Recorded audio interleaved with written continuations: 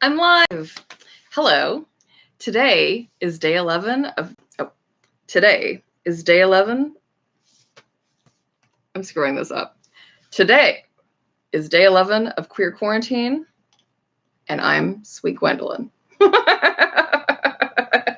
I'm going to have to keep working on that one.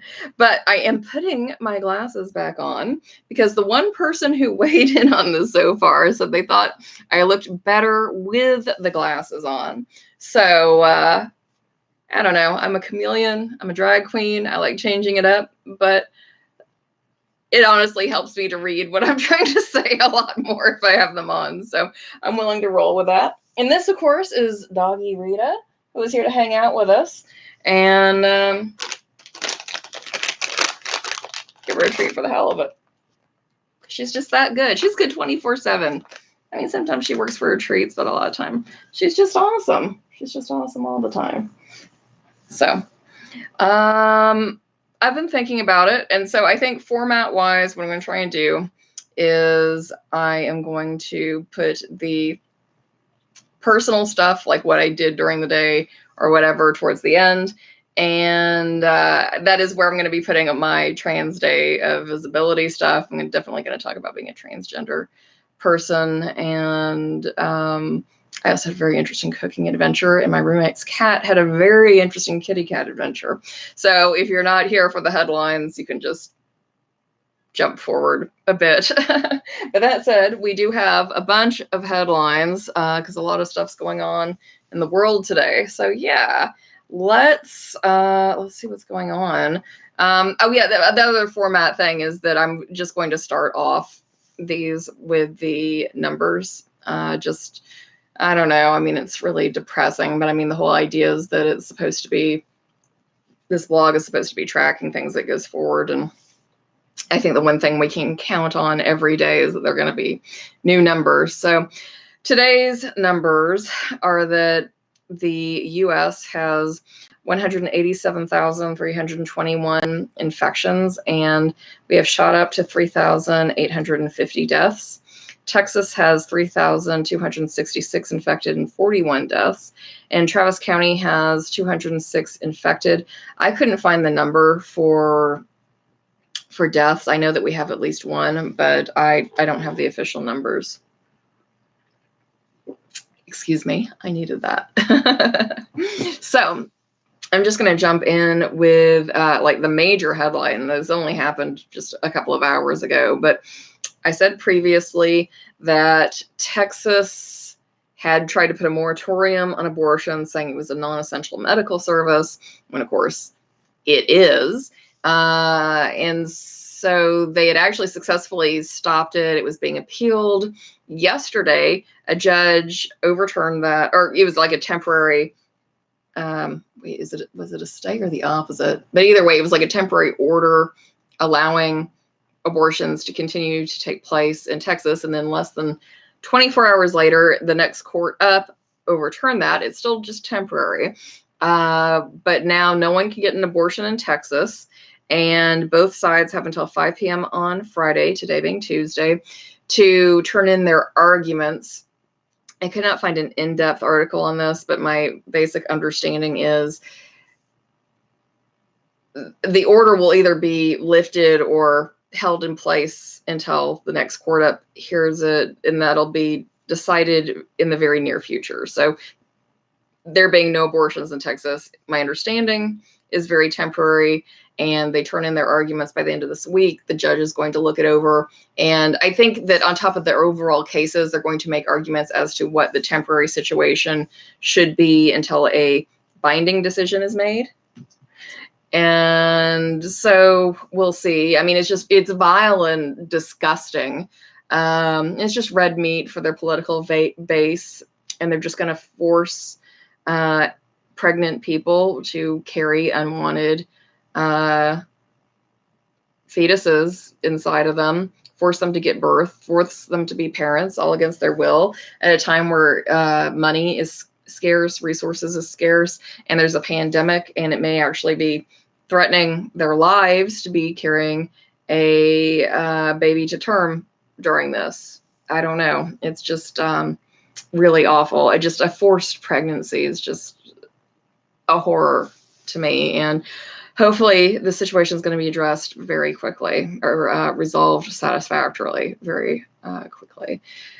So I have a bunch of Trump updates because, of course, that guy cranks out crazy stuff on a level that is hard to truly keep up with. But in a nutshell, I'm just going to try and rattle through these. Trump said that there isn't a real shortage of protective medical gear. This is what they keep asking for. Like, they're the epicenter. I mean, major epicenter. They have more cases than most countries, and I think all countries, even now that I think about it. But anyway, they desperately need protective medical gear. Lots of medical workers are being infected, and some are dying, and they're all having to reuse equipment, or they're like just wearing bandanas and Halloween costumes in their like Halloween masks. Literally, can you imagine having a doctor with a skull face waiting on you? Oh my God.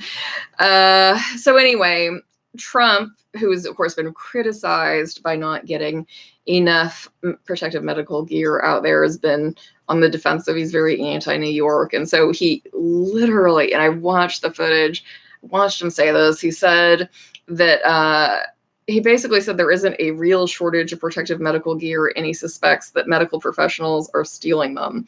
And more specifically, and I don't believe most numbers that come out of his mouth, but what he said was that 30,000 the hospitals there usually need 30,000 masks, but oh yeah, well, how come all of a sudden they need 100,000 masks? That just sounds like a lot of masks. He's not sure if he buys it. What are they doing? Selling them off the back of the truck? Exact words. And I really think that people need to be excuse me, investigating that right now. I swear it's a normal cough. Oh, here.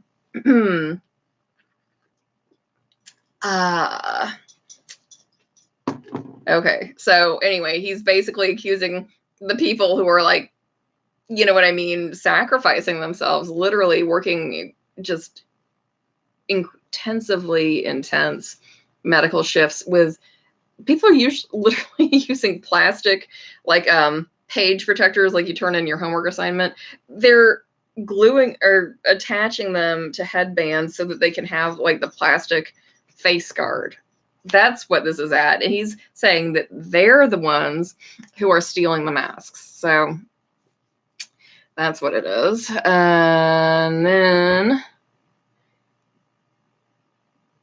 oh yeah, and I apologize. It's a little blurred in my mind if I said this already. I think I may have mentioned it, but I at that point hadn't heard the exact quote. So yeah, Trump has specifically said that he doesn't want to do a national shutdown because he believes that the people who are suggesting that are his political enemies and not public health experts. His political enemies are the ones who want a national shutdown, and they do it because they know it'll hurt the economy, and that will hurt his chances at re-election, unlike massive deaths that his policies caused, I guess. And speaking of which,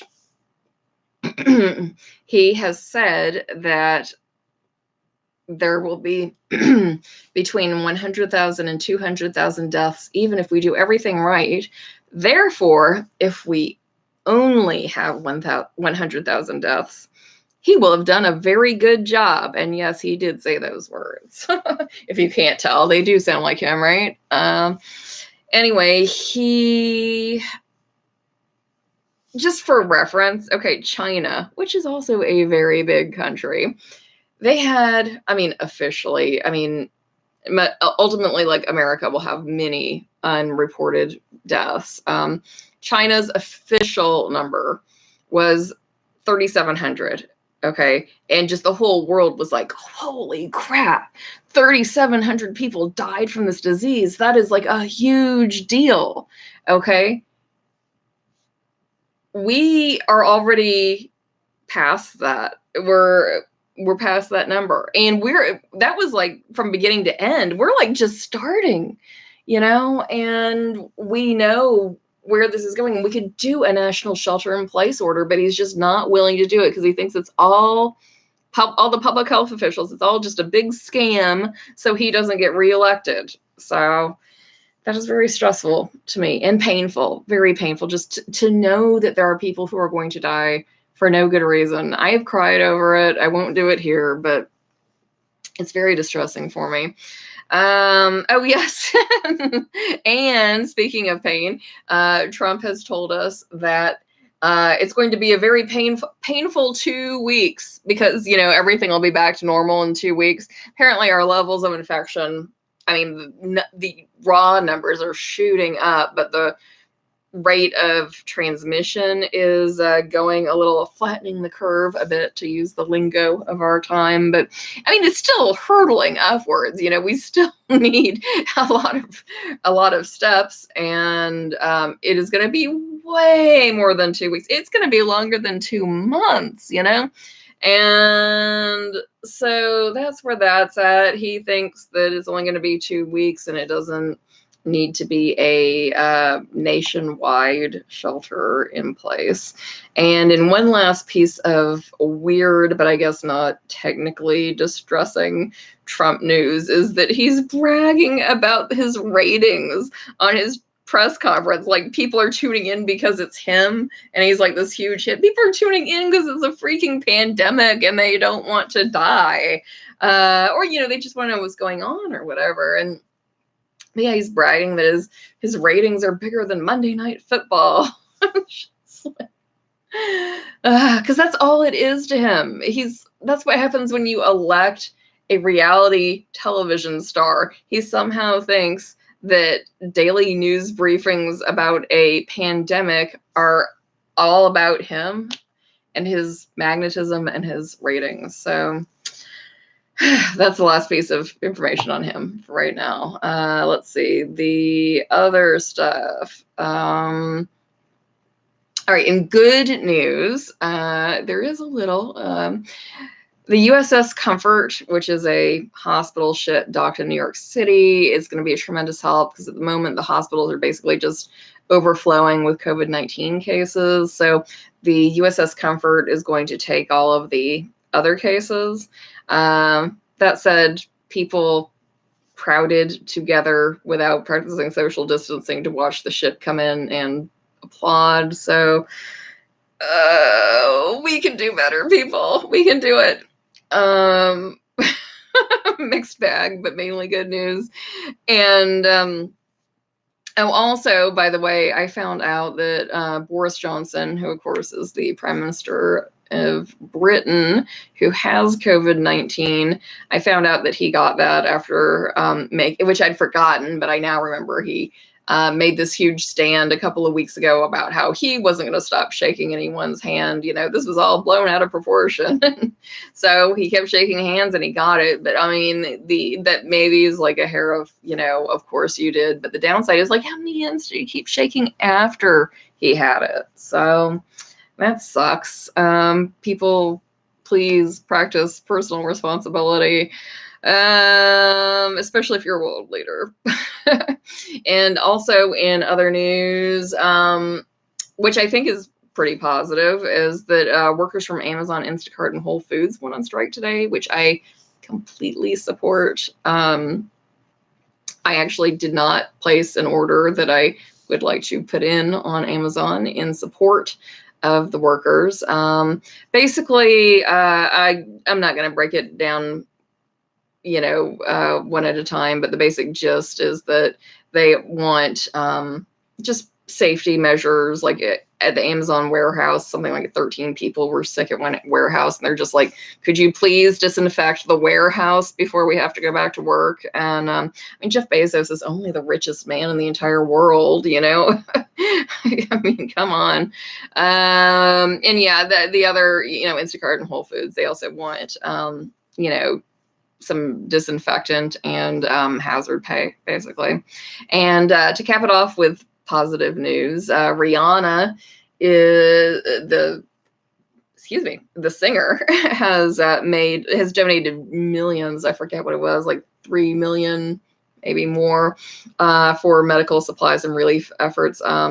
Definitely in the Caribbean, but also to New York City. And she donated so much that Mario Cuomo publicly thanked her for providing all the protective gear. So that's good. And then I guess I just had two quickie follow-ups because I am trying to keep a record here. I had previously said that I knew South Carolina did this, but I couldn't find it on Mississippi. But Mississippi, as well as South Carolina, did overturn the local ordinances, shelter-in-place ordinances, because they're, their team Trump. Trump is saying we don't need to shelter in place, so they didn't appreciate their, these Columbia and Tupelo having their local shelter-in-place ordinances, so they struck them down, basically. And then the other thing that I had said previously, and I just wasn't completely sure on, and then I got confirmation, but even then I didn't understand how bad it was, is that Trump literally is telling governors that he will not give them life-saving medical supplies if they don't kiss his ass. Now, they're not allowed to criticize. They need to be nice to him. And that's just like highly alarming and horrible. And I really, really hope this guy does not get reelected. But anyway, that's basically it for the news. So changing gears into the personal. I guess there were three main things that happened today. One is I continue to practice my Spanish, which I also continue to abstain from doing here because, I don't know, I feel like beginners doing their, I've been a beginner for a number of years, but this is the first time I've been able to really throw myself into it. But yeah, beginner Spanish is very clunky.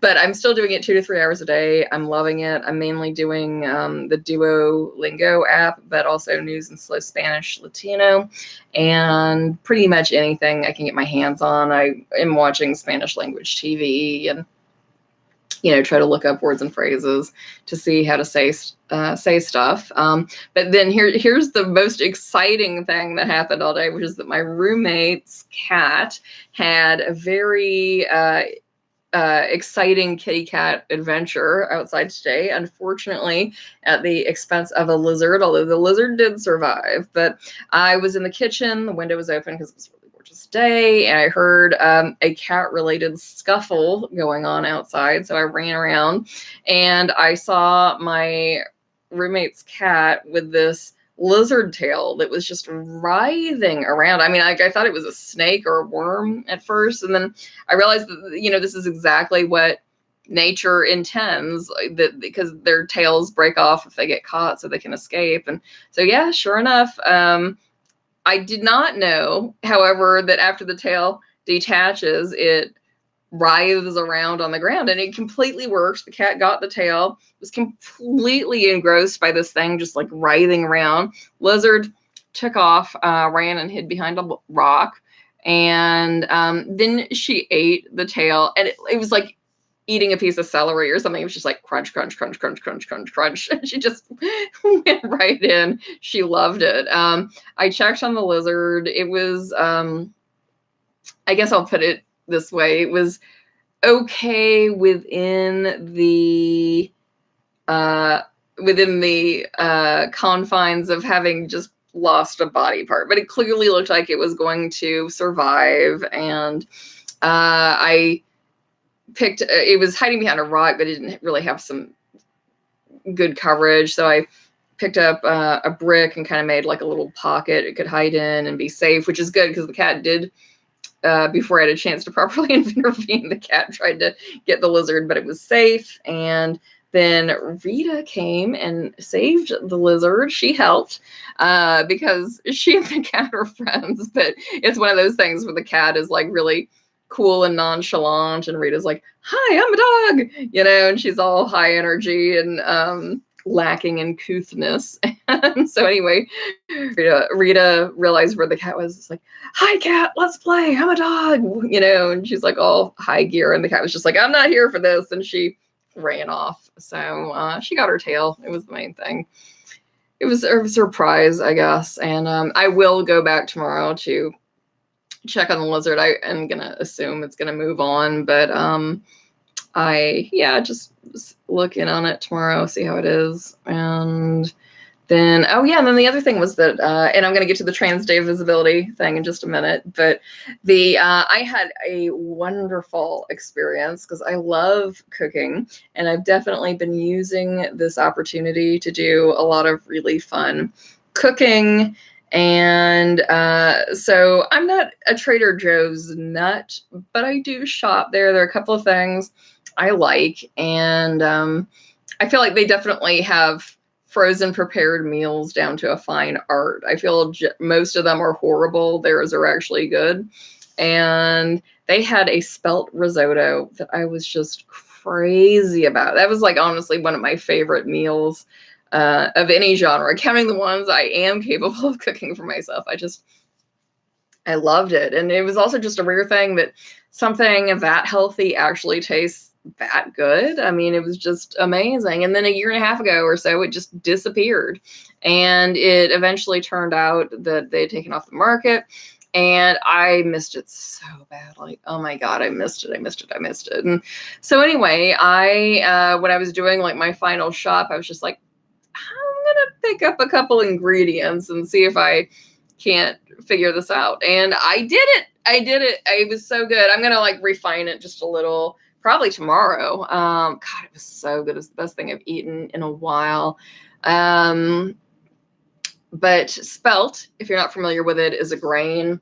It's a lot like farro, or if you just really aren't familiar with that, need something to compare it to. It's just sort of like rice that's brown, and I mean, people say it has a nutty flavor, but I don't think I would describe it as that. It's a little more chewy, although not intense. It's not like chewing gum, but you do have to put a little more effort into chewing it than rice. But so what you do is you simmer that. It just takes like 45 minutes of simmering for it to cook. And while that's happening, you chop some zucchini and one carrot, and honestly kind of a small carrot, and broccoli. And with the broccoli, or so with the zucchini and carrot, you're cutting into tiny pieces, basically mincing it, definitely like half the size of my pinky fingernail, or well, maybe the size of the whole pinky fingernail. It's a small fingernail. And then with the broccoli, just to be clear, you're not putting in the entire floret. You're literally just trimming the ends of the floret, so you have just like a little bit of the stalk that it's attached to, and then you have the green buds at the end. So literally as small a piece of broccoli as you can get. And so what you do is you put it in a frying pan with a little bit of rosemary and olive oil, and you cook it for whatever, 10 minutes until it's ready. And then when the spelt is ready, you add it to the spelt and stir it in. And then you want to take whatever. I just used the same frying pan I did used for the vegetables. And you add, I put 2 tablespoons of butter, some olive oil, some milk, and some rosemary.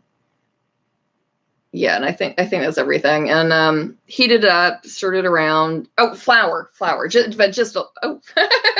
I startled Rita with my enthusiasm. But yeah, you add just a little bit of flour and heat it up, stir it, and then pour it over the spelt and vegetables, and then salt it to taste. And oh my God, it was so good. It was so good. It was so good. I love it. This is going to be one of my favorite things to cook. I mean, it's a little bit of a pain because you have to have the fresh produce, but it's worth it. It's so worth it. So anyway, I'm going to end this on a happy Trans Day of Visibility note. So I feel like most people watching this probably know me, but there are probably some who don't. I know of at least one person who doesn't know me. which is Rand. Thank you for reaching out and letting me know that you're watching. So yeah, happy Trans Day of Disability. God, I am disabled. I am a guy named Gwendolyn, and I am a disabled trans guy named Debbie Penetration, and I am a visible transgender person. I really believe in visibility. I always have myself introduced to the stage as a trans guy, drag queen, Sweet Gwendolyn, or Debbie Penetration, depending on how I'm presenting at that moment. And and just to clarify, my name is Sweet Gwendolyn. My drag name is Debbie Penetration. So I perform a lot outside of drag. So it's only like if I have like the wig on and everything that I would be introduced as Debbie Penetration. And so yeah, I am a 100% male identified person. I am not on hormones, which has really been fine with me. I'm very blessed to not have dysphoria on the same level that a lot of other people clearly do. I do have some, but honestly, I love rocking the body that I've got. And honestly, with the disability, I'm so much better than I used to be, but I was just like fighting to stay alive for a long time. So pursuing hormones when I don't have serious dysphoria was pretty low on my list. And I also have some complications with endometriosis, which is going to make it very difficult. But I was just about to set up a consultation appointment at the Kind Clinic to at least talk to someone about how we would go about doing it. I'm very interested in microdosing, and I like that because I don't really know how far I want to go with it, and doing it slowly gives you a chance to, tap the brakes whenever you're ready, which might even be right out the gate. I got to tell you, I am not into body hair. So not into body hair. I will possibly tap the brakes almost immediately if I start getting meaningful body hair. I know I could just shave. I'll think about it. But anyway, and then also I just wanted to say, as far as being a drag queen, well, honestly, I feel like almost everyone gets it. But just to put it out there, I mean, the way that works is that it's me dressing up, in drag, in female presenting drag is no different than any other guy dressing up in female presenting drag. And then ironically, I feel like I look more convincingly like I'm a cis guy when I'm in female presenting drag than when I'm like this, like this.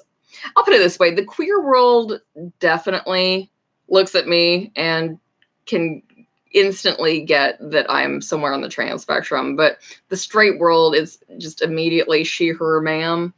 And so